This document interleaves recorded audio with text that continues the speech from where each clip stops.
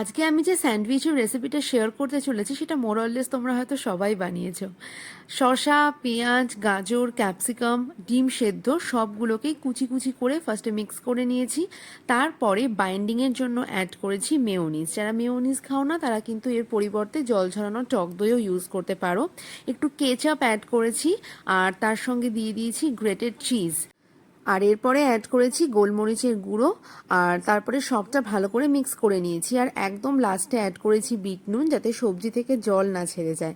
তারপরে পাউরুটির ওপরে ওই পুরো মিক্সটাকে স্প্রেড করে দিয়ে ওপর থেকে একটুখানি অরিগ্যানো অ্যান্ড চিলি ফ্লেক্স ছড়িয়ে দিয়েছি। এই অরিগ্যানো অ্যান্ড চিলি ফ্লেক্সের জন্যই কিন্তু স্যান্ডউইচ একটা আলাদা রকমেরই টুইস্ট এসেছিল। খেতে দারুণ হয়েছিল।